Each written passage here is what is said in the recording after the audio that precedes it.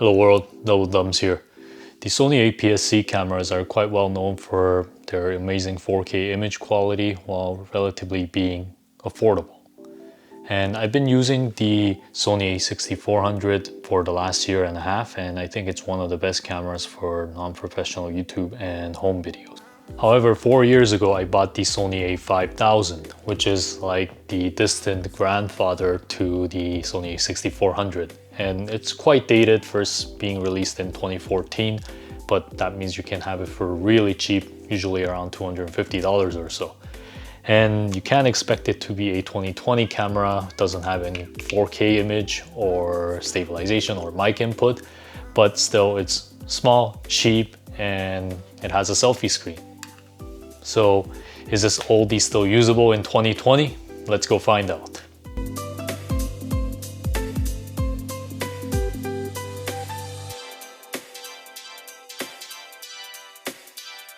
And the first positive of the A5000 is its price. And Sony doesn't make this camera anymore, so you do have to buy them used, and you can usually find them on eBay or any other camera websites for about $250 to $300 with the 16 to 50 kit lens. And the APS-C sensor is 12 times bigger than the 1/2.3 inch sensors found in most smartphones and most mini and action cameras. And if you're tight on budget but want a mirrorless camera that has less grainy video than your smartphone in low light situations, the A5000 provides a cost-effective option. The Sony A6100, the 4K entry-level camera for Sony, is about $750, and the Canon M50 is about $650. So they're both more than double what the A5000 is. And cameras in the similar price range, which is about $200 to $300, the DJI Omsmo Pocket, the DJI Osmo Action, and also GoPro Hero 8. And these cameras are gonna give you very sharp and stabilized 4K image, but they still use that 1/2.3 inch sensor that most smartphones use, so the low light video isn't going to be the best. So if you want a APS-C sensor on a budget, the A5000 is a great way to get started. And the second positive is its compact size and its lightweight. The A5000 is a small and a light camera. The body weighs only 269 grams, which is a lot lighter than a point and shoot, the Sony ZV-1 weighing about 294 grams. And with the kit lens, which weighs about 116 grams, it weighs about 385 grams, which is actually lighter than just the body of the A6400.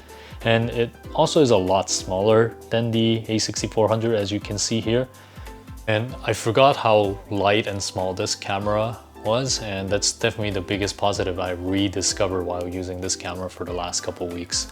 And you wouldn't think the difference between this and the Sony A6400 isn't that big, but using it for the last couple of weeks, the difference in size and weight is huge. And with the kit lens, it's definitely a pocketable camera, or jacket pocketable camera. And you could use this with any of the other E-mount lenses, although it's probably not the best fit with the bigger lenses because it's such a small body.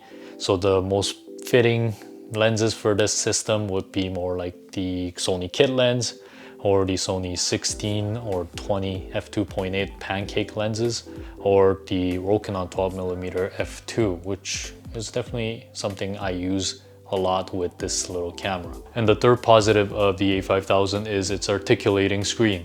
And the ability to monitor yourself is definitely a must-have for a solo film crew. And the A5000's articulating screen was unique to the A5000 and the A5100 until 2019, when the A6400 and later on the A6100 and the 6600 came out onto the market.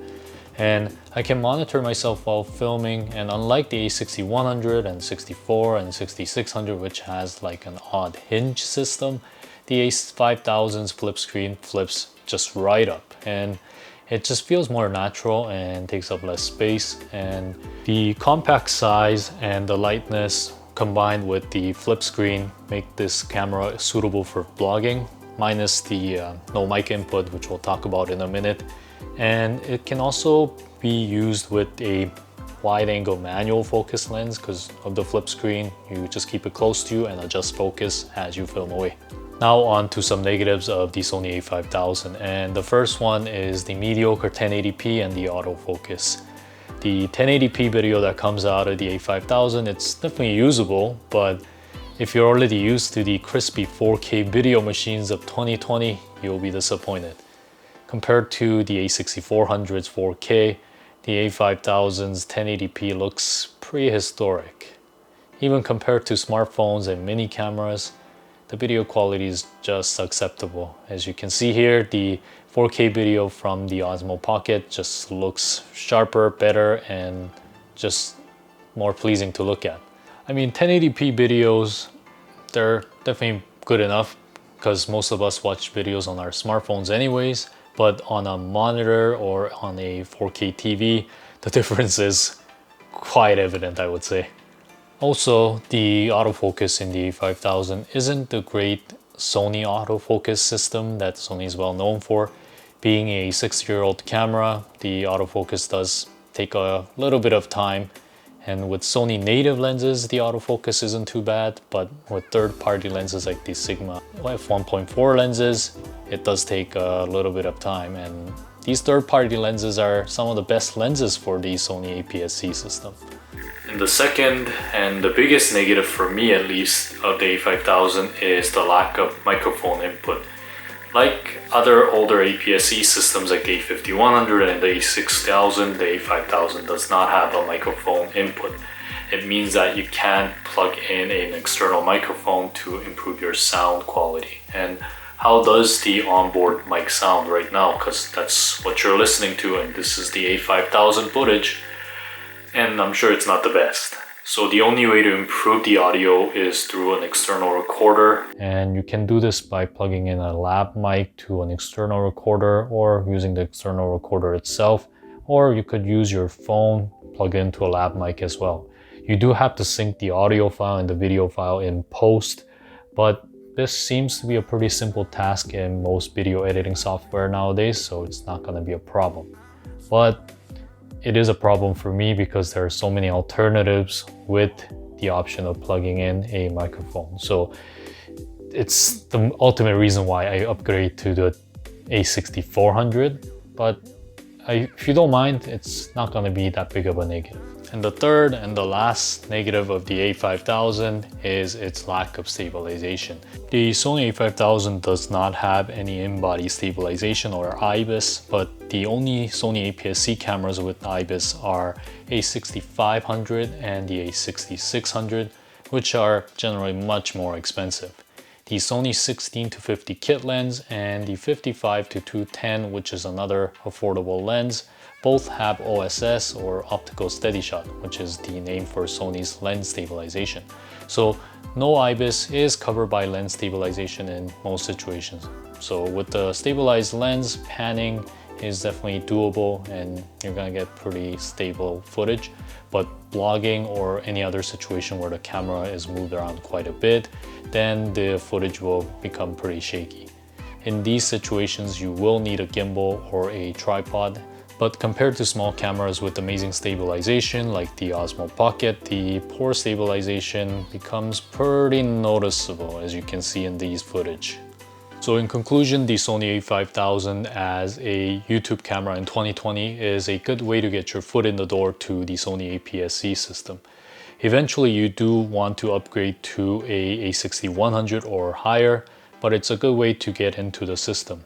I mean, not having 4K isn't a deal breaker, but not having a mic input definitely is a deal breaker, at least for me. If you don't mind syncing audio to video all the time, the 1080p you get out of the A5000 is definitely enough for YouTube and home videos. But at that point, I feel like I just use my cell phone with an external mic that plugs into my smartphone. I'll compare the A5000 to a smartphone in the near future.